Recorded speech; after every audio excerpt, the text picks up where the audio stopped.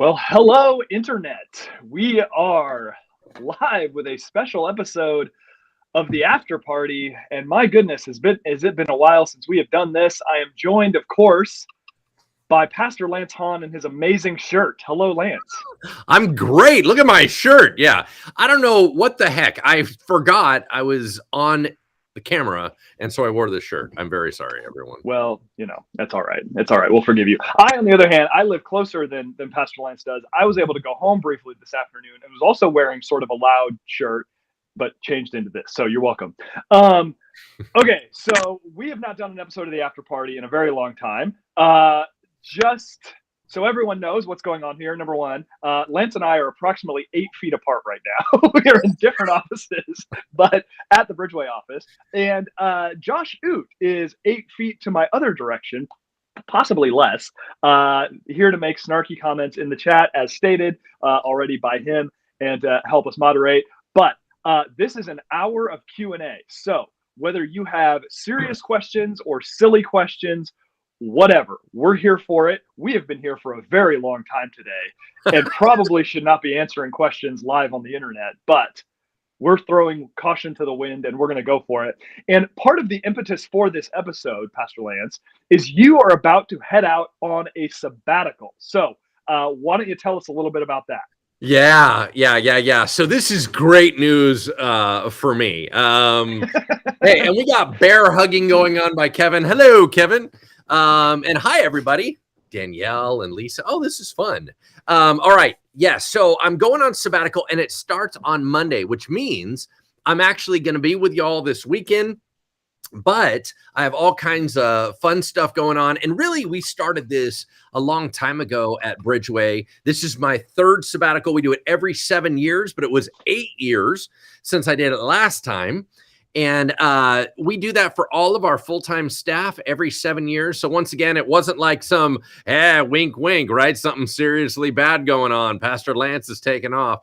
No. This is a super planned. Gosh, I thought I was going last year until the pandemic screwed up Pastor Brian's schedule, and that jumped into my schedule. So anyway, yes, I am going on sabbatical, and you know what? There's a lot of reasons why sabbaticals are important, but I just have to tell you, it's been pretty critical and pretty helpful for us. So, Pastor Brian, you did one last year. Give everybody kind of a vibe of what that was like for you. Yeah, it was amazing. So to give you the really quick backstory, my family spent a whole year saving up money to travel during my sabbatical. Well, then this thing called COVID-19 hit in March of 2020, and everything had been bought, everything had been paid for. We weren't going to see our house for 6 weeks. We had this whole big plan. Well, that all got shut down, of course. So not only did we cancel our traveling, we canceled the sabbatical. So then we had to get all this stuff refunded, but we had all this travel credit and stuff to use. So the summer of 2021 was just amazing in that we had some time at home as a family, but we just did a ton of traveling. I took my 10-year-old son on what was probably one of the top 3 or 4 vacations of my life, going to see 3 different sports Hall of Fames. I went to Washington to run a marathon, traveled to Utah to see some national parks. Family was able to go to Hawaii for a few days. And it was just this isn't real life. And in the midst of all the fun, though, was just a real opportunity to step away from the day-to-day of church ministry, to attend church and not know what was going to happen. I mean, I attend church here. I make a point to attend a service every weekend, but I know the songs we're going to sing. I generally know what you or Pastor Judah or Pastor Matt or whoever's going to talk about. So it was great to just walk into a church, whether it was right down the street or I went to church in Connecticut, and just have no idea what was going on, and just to be able to engage with the Lord in that way, it was really special. So I'm excited for you, Pastor Lance, to just be able to kind of step away and just kind of be a Christian for a while and not have to lead anything for a little bit, because I know that was really beneficial for me. Yeah, no, that's huge. And we do have some stuff planned. Nothing too fancy. We had a family vacation that we wanted to plan, and I think just being able to be around my girls, right? That Susie and I would be able to hang out and go somewhere that has Jill and Andy with us for a week. So we're going down to the beach area in Southern California. And then I'm going with a buddy, Justin Colosi. We're doing a little bit of fly fishing. And then I'm going with another buddy. We're going to Las Vegas, right? Where we get a chance to just go see shows and eat yummy food and do dumb guy stuff, right? And then we are also, let's see, I got to do a little bit of work in the sense of, gosh, my doctoral program. So I'm not going to do a whole lot of work on this, but I have got to be able to focus a little bit and get that ball rolling. And in my day-to-day time, I'm jammed up being a pastor and doing everything here. So I don't have a moment to spare to be able to work on that. So I'm going to do a little bit of that. And then, let's see. The other thing is just really trying to find a little bit of time away with my bride, right? We don't get a chance to go away very often. And so anyway, lots of cool stuff, but a lot of it is kind of that staycation thing, right? So yeah, man, just being at home and not having to think about stuff from church all the time, that I'm really looking forward to that. Now, I think that's awesome. I want to ask this question. I think this is relevant for any of us who maybe don't take sabbaticals, but even just take vacations. Yeah. As you are preparing for this, what are some of your hopes for this time? Less about itinerary, though I love that stuff. I think it's really fascinating. Yeah. What are your hopes for in terms of what you want to experience and what you want this time to kind of do to you, if that makes any sense? Yeah. So I have been, I kind of run at a pretty intense level. I still take breaks until, I still have time to screw around, and I organize out my week so that it's healthy, but I work an intense job and I do intense things. So what that means is I'm hoping for, emotional restoration, right? I carry, a lot of the stuff from church. Once again, y'all are my life, you're my family, you're my friends. And so I carry a lot of that stuff. I also think that there's always a lot of conflict with the kind of job that I do. I'm a visionary, and I have to lead a lot of difficult change. And so being able to say, listen, there's no battles right now. Yeah. Usually I would have caused them with my wife. Right? So, there's still going to be that. They still follow me around, which is a drag. But as far as, I'm looking for emotional restoration. I'm looking for not always having in just a moment, I got to go do something. In just a moment, I got to go do something. I think the idea of letting my engine rev down so that if I want to engage with God, it's not work related all the time. And then the other thing is I'm hoping, and I don't have, confirmation of this, but I'm really hoping that the freedom of thought allows my creativity to resurface. Kind of that fun creativity that I love to write stuff. I love to engage, and I just simply don't have time for that. Jessica was just commenting about the comic stuff. There's no question. I'm going to try to play the drums that are in my garage, and, try to record something with me playing Metallica or something crazy like that. And I got to organize out my comic book stuff and nerd out on my trading card stuff. And anyway, totally love that. Yeah. No, that'll be great. We need to highlight this comment from our guy, Richard, right here, who says, Josh is on a continual sabbatical, isn't he? Love it. Yeah. Josh is next door, can't defend himself. Oh, wait, he's in the comments. Dang Darn it. All right.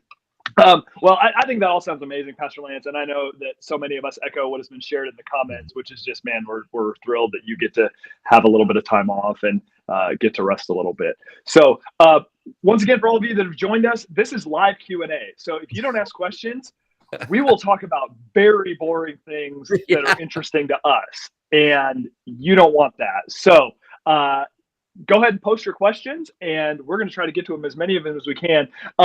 Pastor Lance, can we disclose any guest speakers, or is that remaining a mystery? Okay. So, I got a leak I got to leak a little bit of this. All right. And this is only because you guys joined us on this, because once again, very few people know this because I didn't even tell the staff. So anyway, so first of all, we have a brilliant teaching team here at Bridgeway, right? We all agree with that. We're going to get a heavy dose of Pastor Brian and Pastor Judah throwing down the messages, like a lot. And so there's going to be a whole amazing kind of power from that team. But we thought we would insert right into the middle of them a special guest that we really, really love here at Bridgeway. And I'm going to do this.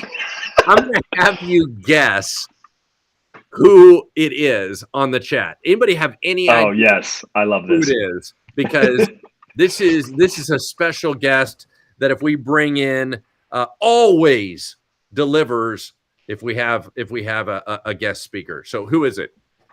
Anybody remember this stuff? Yes. Which, by the way, Justin Colosi just pops on. Will you catch fish this time? I was going to highlight that. This is a really important question from your fishing friend, Justin Colosi. Well, okay, the world needs to know, Pastor Lance, what happened the last time you and Justin went fishing? Okay, so here's the deal. I'm the nice guy that goes and fishes with other friends, right? I'm not a great fisherman. I know that, but I'm exceptionally lucky for everyone else. So not only am I the one falling in the water multiple times where water went down into my waders and nobody seemed to care, but Justin not only catches a fish, but my guide, who was holding on to me, showing me how to fly fish for the first time. He's holding me like in a gentle way from the movie Ghost. He's like holding me and he starts teaching me to fly fish. And he goes, hold on a second. Let me hold it real quick. I want to show you something. Cast the exact same spot I did. Boom. Hit the fish on my pole. Keeping it away from me. That's how I fish. So just pointing that out. No, I didn't catch any fish. I did hook one and then I lost it. Anyway, there you go. I love that story so much. All right. So you guys guessed. It is Bishop Parnell Lovelace is coming right in the middle of it. You get a chance to be able to see Bishop Parnell coming right back in our house. We got to give him some incredible excitement. And when he comes up there, you guys got to go ballistic for him. We have such heavy hitters here in the house. Bishop in my life, not only in your life, but he is our family. He is somebody that we love so much. And he's such a brilliant preacher and he's such an amazing man of God. So once again, you guys might be able to give him some hugs. We'll see how that all works out. But anyway, you'll get to hear his powerful teaching. So anyway, yep, that's all coming up. Yep, that will be amazing. Okay, we already answered the question if you're able to travel. The answer to that is yes, and you're going to travel around a little bit. Which, okay, another thing that makes this a special time for you, kind of in your family life, Andy's going somewhere this fall, so this is kind of a last summer home, right? So Andy is graduating high school in like a matter of a week, right? I mean, so she graduates. We have this bit. We're gonna have this like little like her buddies grad party type thing, and then I kid you not, you guys, she's going to Vanguard down in Southern California, right? Suffering for the Lord on Costa Mesa and Newport Beach, right? Like, come on, what the heck? Someone's got to do it. Yeah, she's down there at an AG school, Vanguard University, and she's going to be living in the dorms. You know what this means? Is that if Jill goes back into an apartment for Jessup, which is the plan, that means Susie and I will be empty nesters for the first time in our lives. Isn't that crazy? So, man, it's a big deal. So being able to spend time with my girls on this particular year and also to do something special for Andy's graduation trip, that's what all this is about. So anyway, I'm really excited. Yeah. Fantastic. All right, now we're going to briefly move into the commenting on our things we're nerdily into portion of the program. Amen. First will be for you, Pastor Lance, yes, sir. Because my good friend Stephen Eastman is asking a question about something I don't know what it is. and I'm hoping you do, and Okay. I'm quite confident you do, Okay. the Moon Knight series. Oh. What are your thoughts on this? Please tell us. Gosh, Steven. I literally have no idea what this is. Okay, so Steven, thank you very much for finally bringing in something that matters. Okay, the Moon Knight series was a comic book character I grew up with. Now, this is super personal to me because my brother only collected 2 comic books growing up, and I thought he was a hero, so whatever he did was cool. And it was the X-Men and Moon Knight. Now, everyone knows the X-Men because they made a bunch of movies that were all poorly done. But Hugh Jackman is Wolverine, and he will always be Wolverine now because he's super cool. Anyway, so they got big. Nobody knew about Moon Knight, and nobody cared my entire life. So I would like try to go nerd out with other people and go, "Hey, do you like Moon Knight?" And they're like, "What are you, stupid?" Nobody cared about him. Now he just shows up on a series. It was a 6-part series, and it was the guy that was Poe Dameron in Star Wars. Isaac. Oh my gosh, Isaac's. What is his name? Somebody write it down there. I don't know. Know this. It's not going to be you, but somebody in the chat. Come on, who is it? Yeah. Definitely not me. Well, the problem is the chat's like a minute delayed from live, so. Oh, okay.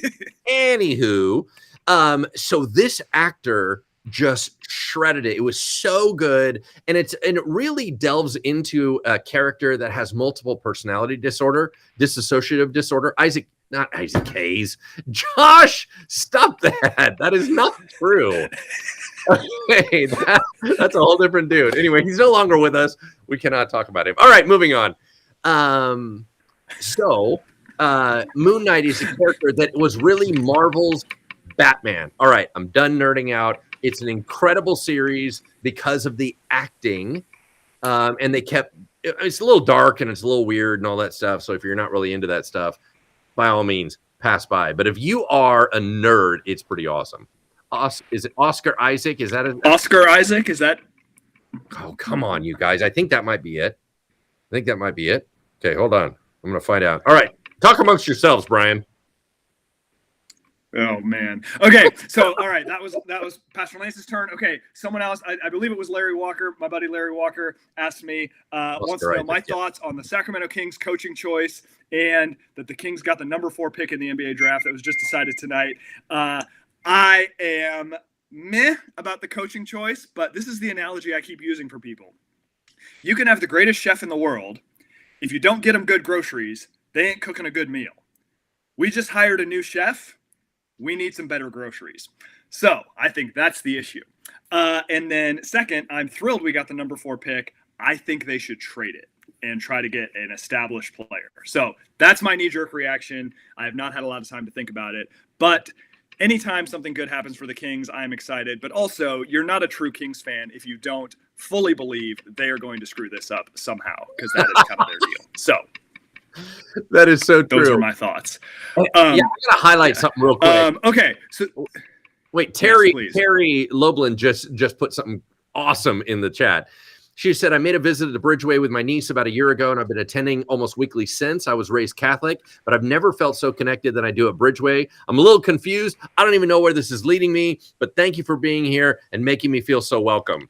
So, Terry, you rock. That is amazing. I love that. And just that beautiful honesty of going, yeah, I have no idea what I'm doing, but we're going to walk it together. So anyway, welcome, Terry. We are so happy you're with us. So anyway, yes, you're part of the family. We love you. That's it. And it was cool, Terry. And I was raised Catholic as well. And I understand it's a little weird to be in a Protestant church after you've been in a Catholic church. I remember going through that many, many years ago. So totally get that it's weird. Hey, come introduce yourself to me in the lobby. I'd love to meet you. And hey, if you ever got questions, we're here for you. And we're thrilled that you're enjoying being here. Okay, we have another kind of pastory question here. I'm going to try to show it here. Let's see if it all shows up. From Mo's mom. Mo's mom asks, how long in advance do you plan or prepare your sermons, and how much do you practice? It seems like you just speak so wonderfully. Seems, and I'm I'm curious about how you do it so well. That's a very kindly phrased question, Mo's mom. That's Lance, so why don't you go ahead and take that one? Yeah, so it's super easy. Once again, we're an open book, so we go around anywhere from September to October, and we go away and plan out the entire year as far as what Bible books, what the theme is going to be. And then usually we end up kind of separating out at that retreat, and we say, all right, how many parts would this book be taught appropriately? How much can we fit in? Then we end up going back through and we end up titling the main concept. We get kind of a fill in the blank, but we don't write the sermon until the week of. So we end up planning the entire year in advance, and we have it all laid out. So I'm looking right in my office right now. I'm looking over at the board. It tells us what's happening every month, who's preaching, what they're preaching on, but it does not tell the actual message. So we end up designing those kind of like throughout the week prior. We do a lot of research, studying commentary, stuff like that. And then we are able to perform. What I love about if anyone comes to the 4 o'clock service, the 4 p.m. Saturday night service, you realize darn well that we just came up with it. By the time you get to Sunday at 11, we look like professionals. If you want to know the raw one, that's the guinea pig service at 4 o'clock. Yeah, sorry, I had myself muted there for a second. That is absolutely true. It can sometimes feel like a bit of a scramble to get to Saturday, but it is true. It is nice that we plan things out a long way in advance. We know what's coming. I've got my, where is it? I must have brought it home. I've got Exodus commentaries I'm working through, getting ready to go, and that's all good. But I'll tell you what was funny is that Easter, because the timing was so tight, we had to like really dial in the message and like practice it a bunch. And I actually found that to be really beneficial when we got up there. But Pastor Lance is right. It can sometimes, I use the language of like a good sermon is something you kind of have to find it. You write it and you give it, and like somewhere in there is a good sermon, and it just can take a while to find it. But usually by Sunday morning, things have come together a little bit. Hey, side note, Pastor Brian just dropped an Easter egg. Yes. What the heck? So I don't know if anybody picked up on that, but he said that he had commentaries for what? What did you just say you had commentaries for? Oh, well, it's not a mystery. We got an Exodus series coming up. Do people not know this? I guess we haven't announced it in a while. This. Well, you said it at the beginning of the year. Hey, everybody, we got an Exodus series coming up. Hey, nobody remembers what I said last week, dude. So, yeah, I'm not so sure. That's a good point. Yes, that's true. But I do think the process is a little bit different from week to week, even though there is some similarity. What are we looking at? Yes, Jim Hensley said, Lance, I see why I wasn't able to buy so many Sanders caramels. Now you have all the stash. Okay. I would like to point out these are all sea salt caramels up there at the top. Those are all jars given to me by John Brown, who is one of my security guys, because here's what I think he's trying to do. I'm easier to follow the fatter I get. I think what he's trying to do is he's trying to somehow load me up so I'm not so fast to get away from him. So there you go. Yes, you can't quite move quite as quickly when you're loaded down by caramels. I'm scrolling back through the comments to try to, here we go. Try to find another actually useful question here. Not that the other ones aren't useful. I'm just saying if we just start bantering, it becomes very not useful. Okay, Bible commentary that you would recommend for someone wanting to dig deep into scripture. Oh, and Lance has got his library at the ready here, so. Oh, yeah. Okay, I do this one online. So I have what's called a program called Logos. Some people call it Logos, and it is a Bible program that kind of gives you all the deeper stuff. It has commentaries on it. So I don't have a lot of these in physical book anymore. I buy them online. It is called the New International Commentary of the New Testament, NINCT. Right now, if you want the Old Testament, it's OT at the end. This series is absolutely brilliant. It is the farthest you would want to go for hardcore, in-depth analysis, but you can still read it as a human being, right? Like there are more lofty commentaries, but you'll get lost. This, if you really want to dig into something, so these guys utilize people like, if you've ever heard of F.F. Bruce or Gordon Fee, or some of the most brilliant people. This is Robert Mounts, who's another, if you get into any of the nerdy church stuff, these are big dogs. These are the people that are master theologians. So this series, the NICNT and the NICOT, are brilliant. So there you go, Tiffany. Totally agree. Those are amazing commentaries. The commentary from that series on 1 Corinthians is amazing. I don't normally get really emotionally moved reading commentaries, but reading Gordon Fee's commentary on 1 Corinthians, as I've prepared to preach a couple times in this series, has been really profound for me. Another one that's good just for sort of lay reading. Sorry, I got a little light here that's making it difficult. Is InterVarsity Press has a good little set of commentaries. The InterVarsity Press New Testament or Old Testament commentary series, kind of like Pastor Lance said, you can get into the word, but not super technical. You're not getting too tied up in the languages and all that stuff. But it's just kind of good.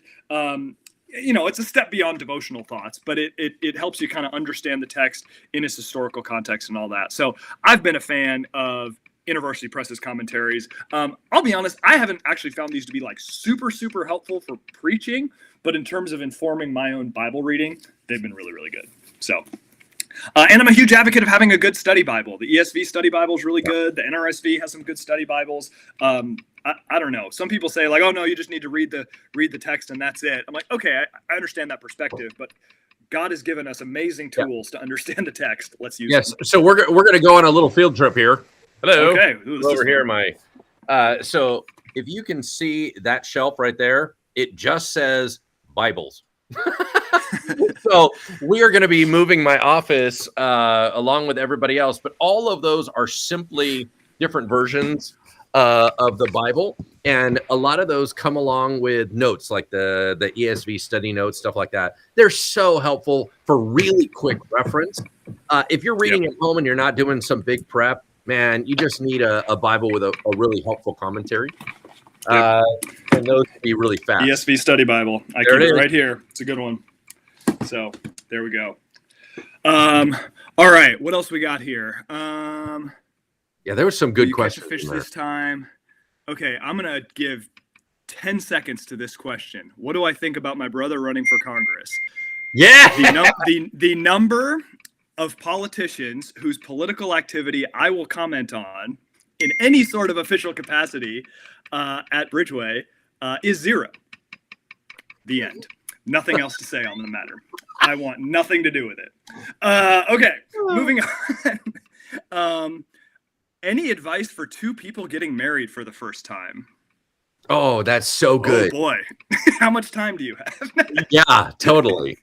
First of all, getting married for the first time, congratulations. That is so exciting. I mean, this is a kickoff into a beautiful adventure. A couple things that I would say I used to do. I was the primary premarital counseling guy for our whole church for years. When I finally got a staff together with people that were with me, like Pastor Brian used to do it, and Pastor Matt used to do it. A lot of us did premarital counseling. You have to have premarital counseling. So that will open up your eyes and it will cause a lot of conversation. But I would say this, a lot of the challenges in the first couple years of marriage are simply 2 human beings trying to live in the same space. And we kind of make it bigger than that and really deep and everything.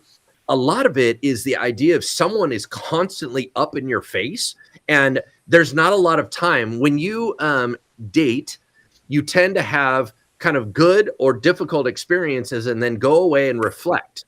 Well, when you're married, you don't tend to go away and reflect. You're right there all the time. And so a lot of times we're like, oh my goodness, why are we arguing so much? And you go, well, first of all, you're just humans that have independent wills hanging out in the same space. So cut yourself some slack. Make sure that you have some mentoring couples around you that you can ask that are a little further along the way. Because here's what you're going to find. You are not going through anything that is not common to the rest of us. It may be a nuance different, but in general, we're all with you. We've had to walk through some of these things. community is really important. It's tempting to go, oh, we found our person and we're going to disappear.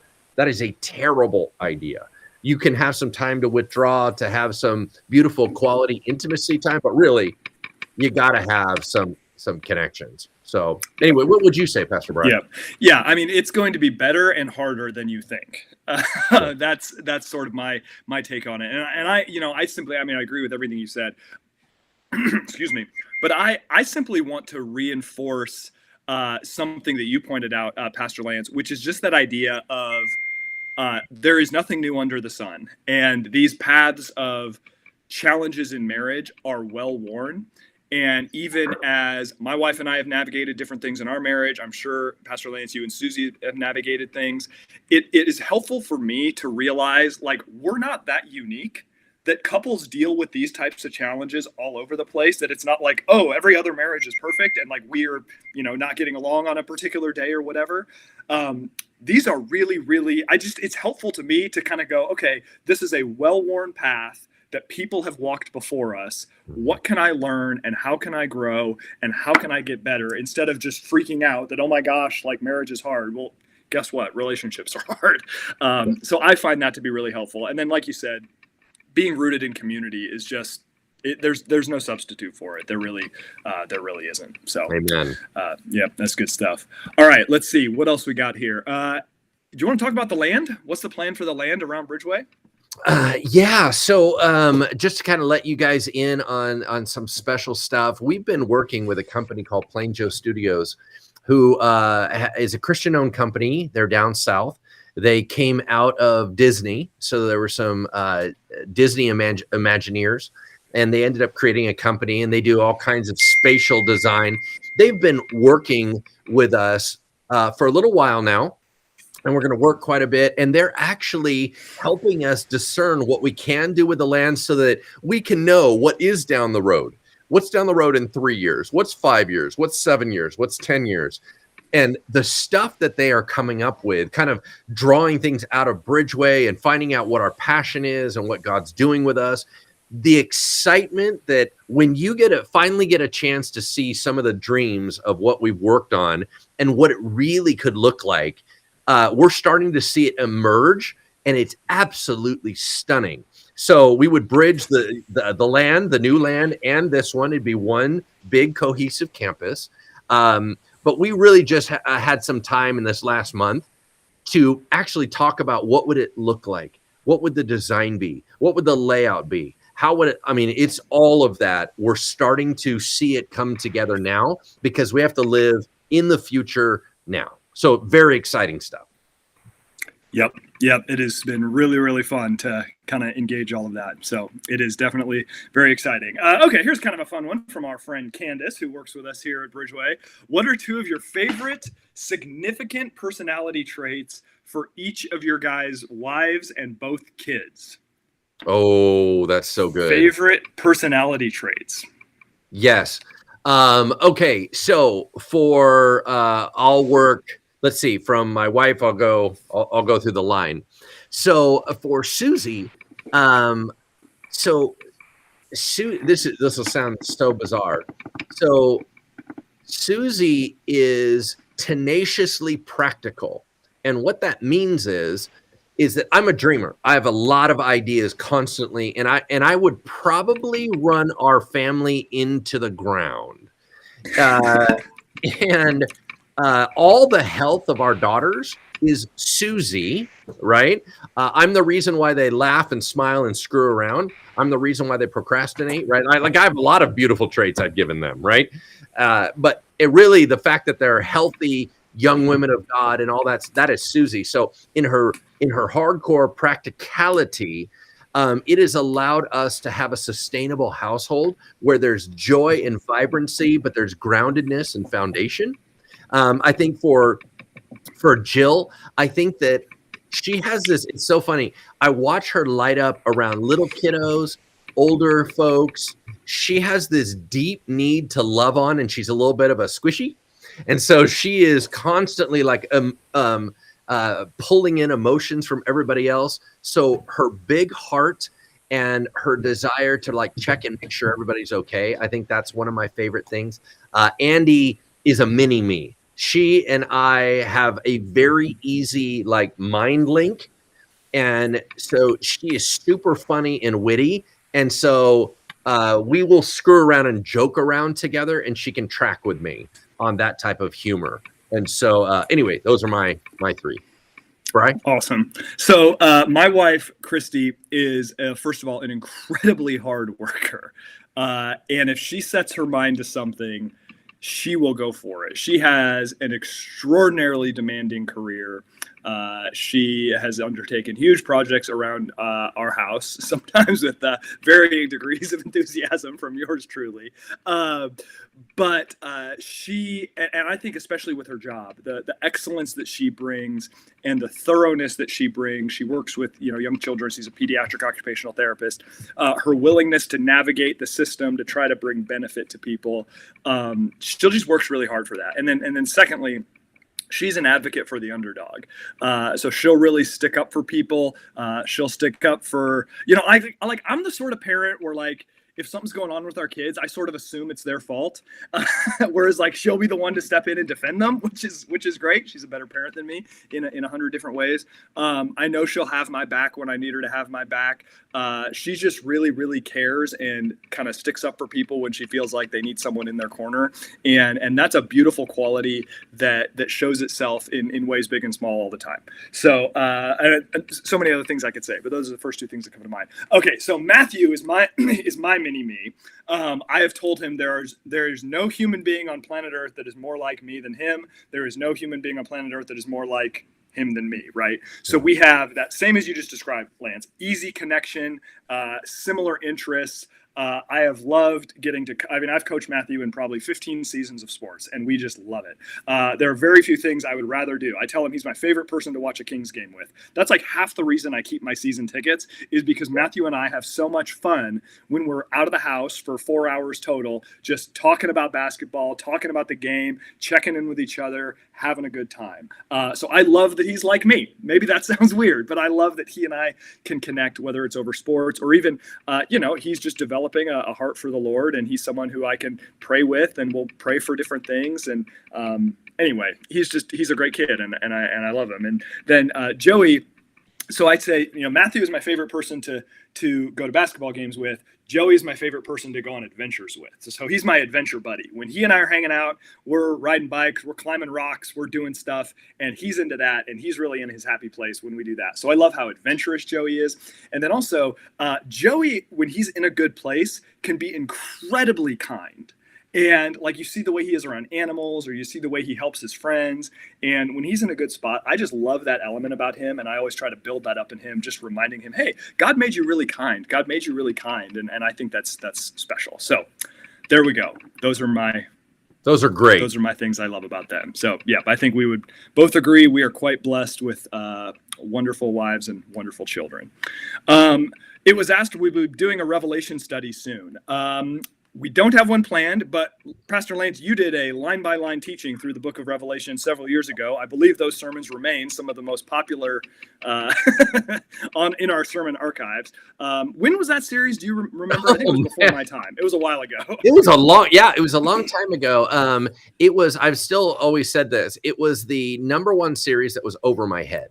That I was doing so much study and so much digging, because a lot of the other stuff, you kind of normally study. When you start getting into apocalyptic literature and you start getting into stuff that's so weird like that, and there's so many opinions, it was way over my. So for me to teach it, I had to do mega study just to rise up and give it a shot. So it ended up being an incredibly powerful series. And oddly enough, my sister-in-law, on Susie's side, got saved at the Bible study I taught before I ever became a pastor when we were going through the book of Revelation.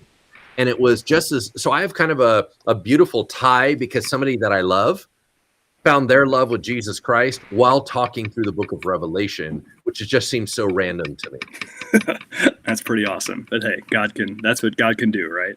So that's pretty cool. Okay, so here's a little bit tougher question here. So I'm gonna paraphrase here. Melinda asks that company is sponsoring a large group in the Pride Parade, and she's not going to be marching, but she wants to know how can she explain to her coworkers in a loving way why she's not attending, doesn't want to cause harm to them, and has good relationships with LGBT folks in her workplace, and wants to maintain that even if she doesn't feel comfortable marching in the parade. Any advice on how she would handle that? Yeah, if you're able to, I think one of the most beautiful things you can say is say, you know, from my understanding, the parade is about pride and advancement. And if I'm going to march in something like that, I want to make sure that I'm in the full place where I can celebrate and be joyful for something like that, because I think, and I'm actually not at that place, and I would not want to go out and be a part of something that I don't feel like I could fully be behind, in order, because I think I'm going to be with a lot of people that are going to say they see the world differently than me, but they want me to be as excited as they are. I would never want to be in that environment where I'm somehow detracting or pulling back, because I simply am not there. You know what I mean? So if you can be that raw, because what you're doing is you're saying, listen, I understand why you're doing it. I cannot join you in that particular promotion side because I'm not quite with you. But I love you, and I'm not going to detract from your event because I don't agree. Does that make sense? Yeah. So it's a respectful way to be able to share, this is where I'm at. I don't see it like you do, but I'm not here to fight with you. I'm here to say, listen, you're going to do what you're going to do, but if I was going to join you, I need to be really all in. Yeah. Well, and I think even that context of like, what are the causes that you march for? Yeah. You know, and to go like, I don't know that there's much.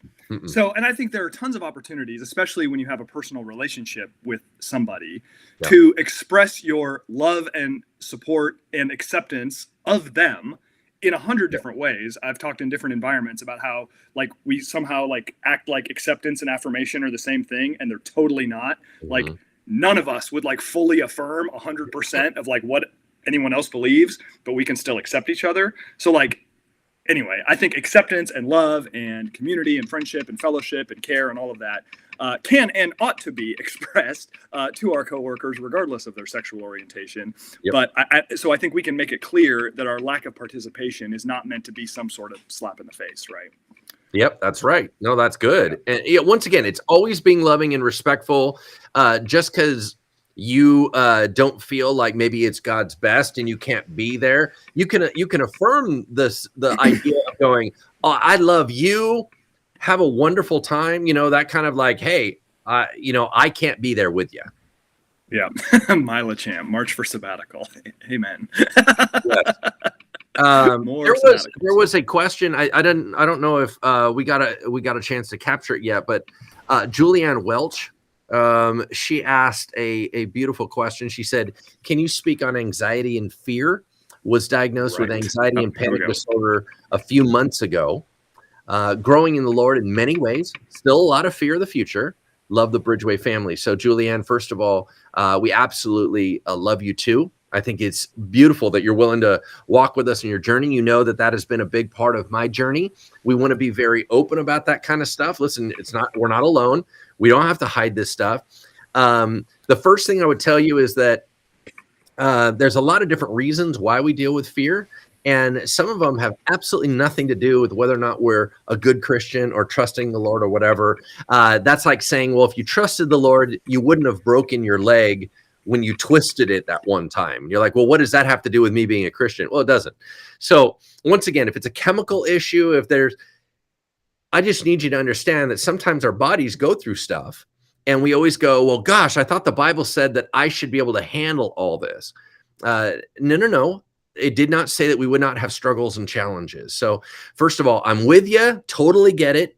It would be very helpful to find out kind of where it's coming from. Is it chemically based? Is it chronic? Is it just kind of a season of life? Is it Is it kind of based on what's going on in the world today? Is there some things we can lock in with our identity? Is there some help we can get to feel more settled? Is there more we can learn about the Lord's protection that would maybe bless you? There's a lot of stuff I could say. I do recommend, as you know, I wrote a book on it. A lot of stuff is in there. How to Live in Fear, Mastering the Art of Freaking Out was my first book. And it's really written in 3 sections. The first one is to let everybody know I'm not messing around. It was really hard for me. That's personal testimony. For a lot of people that suffer, that's kind of triggering. So you might want to jump to the second part. Second portion of the book talks about practical helps. Third portion of the book talks about why would God let this happen to me. So if any of that seems like it would be a blessing to you, by all means, reach out and find out, like Amazon, everything else, Barnes & Noble, all that stuff. So anyway, that was, I wanted to make sure Julianne got a touch. Yes, absolutely. Thanks for grabbing that one. And again, the title of the book is How to Live in Fear, Mastering the Art of Freaking Out by the one and only Lance Hahn.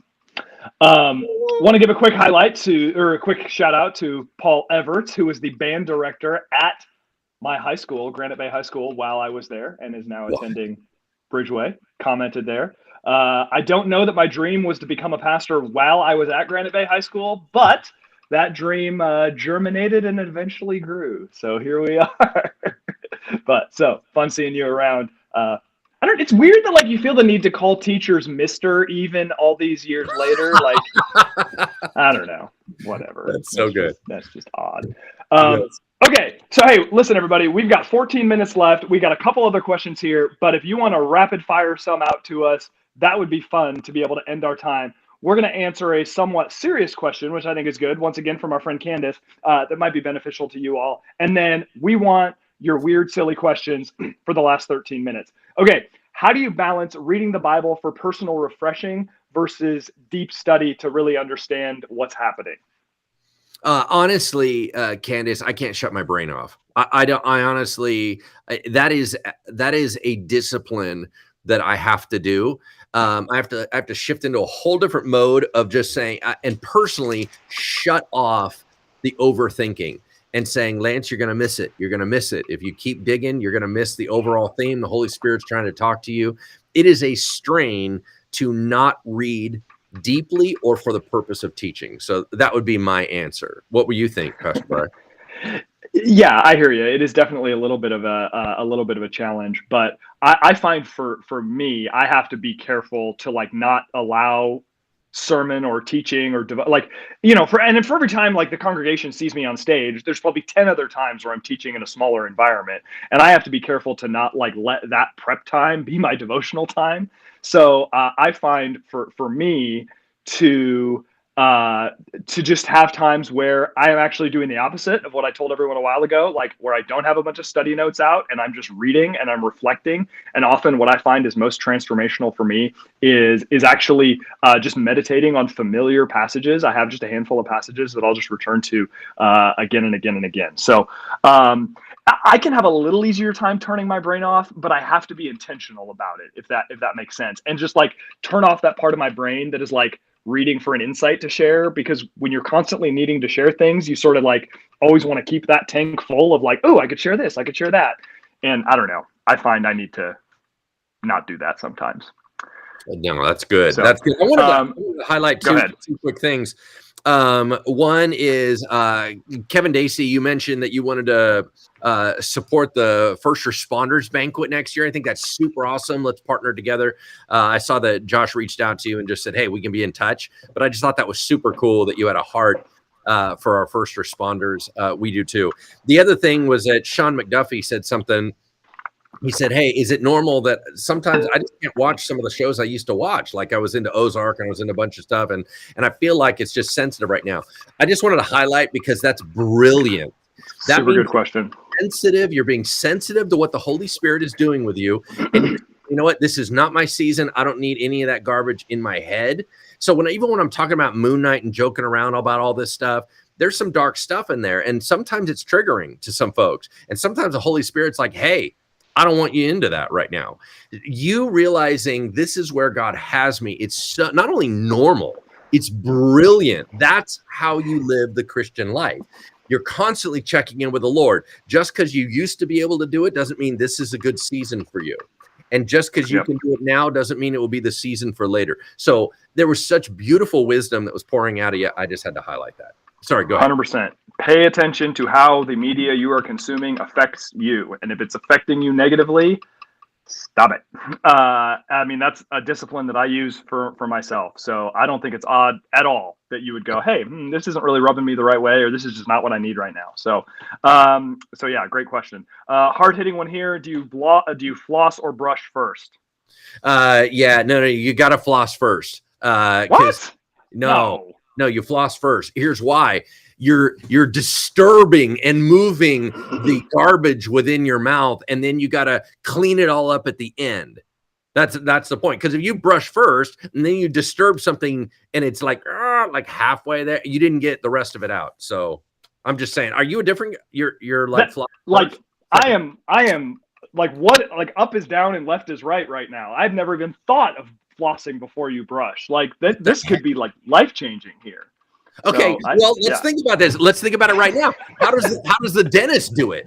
Right? They do the little chick, and then at the end they kind of clean up. And so I was like, it's a cleanup process.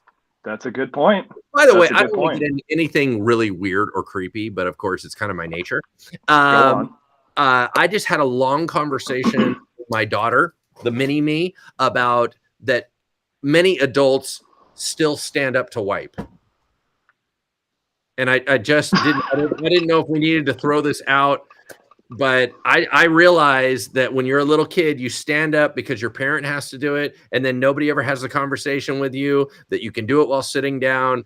And I just didn't know if any of our people were suffering from this very same trauma. And I just needed your night to have that inserted into there. Well, Pastor Lance, have a great sabbatical. We'll see you in 8 weeks. Oh, boy. All right. I have no comments on that subject whatsoever. No, Chris Collins, we do not go to the same barber, although I would understand why you would say that. Lance, do you have a regular barber you go to?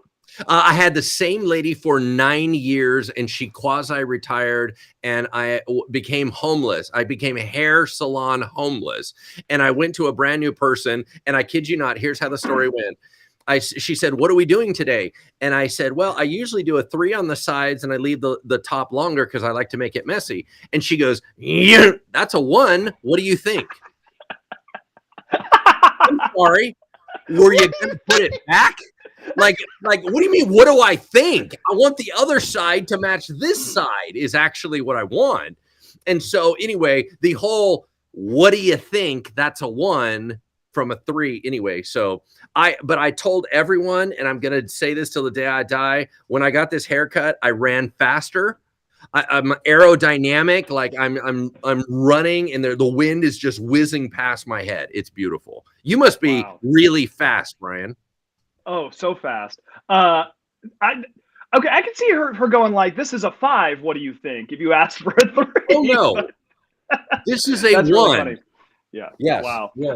No, I go see, my barber. I go see my buddy Bink Willis down at Perry's Barbershop on Burnett Street in Roseville.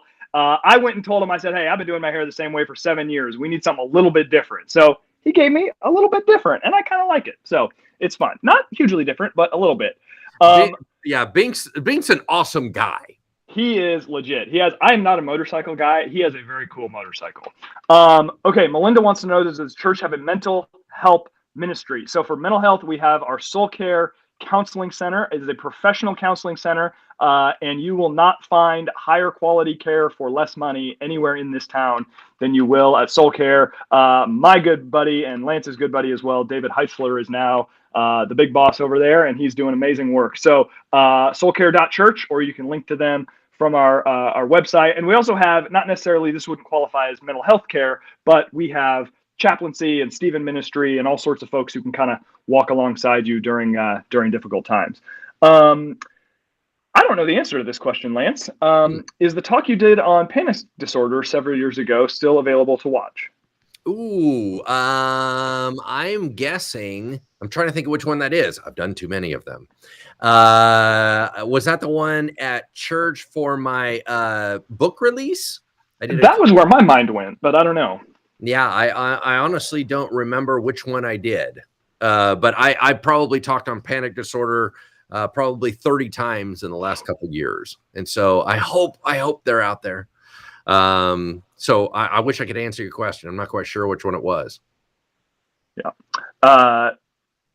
Maybe, I don't know, Josh, could you maybe find us like a link to something that we have somewhere on the website if something easily exists? I don't know. I am really, really happy at just the delightful comments that have now ensued from the comments from Pastor Lance earlier. This is really great. And right now you're frozen on my screen. I don't know if you're frozen on everyone else's screen, but another great one from Mila. And the answer to this is obvious. You have to eat your fries while they're hot because cold fries are disgusting. Yeah. Okay. So I have a top 10 list. Am I still frozen or am I good? I don't know. Just I can hear you, so keep talking. Oh, okay, fantastic. Anyway, I have a top 10 list of things that go from a 10 to a 1. Oh, I dropped. Oh, Well, I just tried to drop you and put you back, but you're still anyway. Whatever, keep talking. Anyway, so things that go from a 10 of awesomeness to a 1 in 30 seconds, and that is McDonald's fries. Absolutely amazing. And the minute they cool down, they turn to a horrific item that you will never want to eat. And I just go, wow, how can it go from heaven to hell in such a short amount of time? There you go. I'm very intense about these things. There you go. Yes, you are. Something you have to know about Pastor Lance, if you haven't discovered this already, it's one of my favorite qualities about him, is he will have these like very sophisticated theories for the silliest things. And it is just, I am here for it, as the kids say. So I enjoy it very much. All right. I'm trying to find something else here to close us out. What else? Leave your French fry recommendations in the chat, by the way. I do enjoy a good French fries. All right, what else we got? I will point out one other thing. Mr. Everts, right? Isn't that correct? Okay, yes. We're only going to refer to Paul as Mr. Everts. Just said thanks. He said one more shout out. Worship team's doing a wonderful job with music last weekend. Oh my heavens, great ideas with the music. So our worshiper Paul Everts is giving a shout out to the worship team, which I am 100% behind. And as far as fry recommendations, I still think In-N-Out burger fries is pretty legit. Real McDonald's until they cool down, and then they're horrible. There you go. Oops. Okay. I just put Josh's comment, everyone go home. And I was actually going for the one below it, which is a good one. What's going on with City Pastors Fellowship? Can you tell us a little bit about what's going on there? That's something you're real involved in. Yeah. So I'm on that board. I'm the vice president. We meet all the time. They're still meeting, and it's having a new electricity and an energy post pandemic. So a lot of things shut down, and it's having a lot of buzz. People are starting to reconnect, and there's some excitement. There was a lot of hurt during the pandemic. Everybody had different opinions on how things should be handled. Churches kind of divided out over that. And now there's like a little bit more of a vibrancy again. So thank you so much for asking. It's powerful that the younger pastors coming up, because of what they've seen with City Pastors Fellowship, have an automatic assumption they should all be getting together. Like what we work so hard to build is a normal thing for all the younger pastors that are coming in today. I actually just met with my group of young senior pastors that I meet with, and they're just phenomenal people of God, men and women of God. And so I have a lot of hope on where we're going. Yeah, absolutely. Okay, very important question here. And I actually have sort of a funny answer that I'm going to get my iPad to give my own answer to this. But maybe, Pastor Lance, if you've got one here, any recommendations for a humorous book? Or I'm going to expand this out. A humorous anything that'll just kind of make you laugh. Okay, so I am a big fan of an old school animation, and I'm just going to tell you that the animation is a little odd. I still think it is one of the funniest animated movies ever, and that is The Emperor's New Groove. The Emperor's New Yes. Groove. It's absolutely brilliant. It's so it is Patrick Warburton, who has the deep voice. He's the guy on Soarin' Over California, that kind of thing. And he's been on a bunch of movies. And then it is David Spade. And oh my gosh, it is hilarious. Yes. Oh, that is one of my I don't know any favorite funny books. Yeah, I was gonna say, like, I don't really read a lot that I'd say like that's funny. Like, I usually look for my humor in like TV or stand-up comedy or something. But okay, here's one. I don't know if you could really legitimately call this a book, but you know those progressive ads with Dr. Rick? Those ads are so funny. They are brilliant. And this is like super short. Like, you could read the whole thing in like half an hour, and there's lots of pictures. But it is like a bunch of those commercials all crammed into one. I think I got it for free on Amazon. I don't know if it's like permanently free, but I love this ad campaign so much. And this book is hilarious. So Dr. Rick Will See You Now is fantastic. Okay, yeah, the whole thing, and I know we got to sign up, but the whole thing when he goes, you're going to become your parents. I think all of those commercials are so funny. They're just hilarious. Yes, they are. They're fantastic. All right. Well, hey, it is 9:31, which means it is time for us to call it a day. Thank you so much, all of you, for spending this hour with us, for your questions, for your comments in the chat. We sure appreciate it. It really means a lot to us that you care enough to come on and ask us your questions and listen to what's going on. Thanks to Josh for managing the comments. And of course, thanks to you, Pastor Lance, for being here, for all that you do at Bridgeway. We are just thrilled that you're going to get some rest and refreshment. And you're going to have a whole bunch of us here praying for you as you step away. And we can't wait to see you in a few short weeks. Absolutely. So in closing, a couple things. We got shout outs from Mexico and Austin, Texas, and all that stuff. So hi, we love you guys. And then I did have one other thing. We have all these different meetings and I was talking with Amanda and trying to get Amanda to schedule a bunch of our meetings. And she's like, hey, do you have any friends that have houses that we can use for our SLT retreats and our young pastors retreats and all this stuff? And I said, you know what? I don't have a lot of wealthy friends, but I will tell you this. I'm willing to find out if I do have friends that I don't know are wealthy that are currently on this. So if you ever have a thing that you said, hey, I would love for the church to be able to use our whatever for your retreats and stuff like that, by all means, get in touch with Amanda. She'll be mad if I didn't ask. And so I just thought I would ask for her. It is not for me. It is not for me. Yeah, there you go. If you want to have a bunch of pastors stay at your nice house, contact Amanda Beck, and she'll take care of you. I love you all. Have a wonderful night, everybody. I'll see you this weekend. weekend. We love you. We'll see you.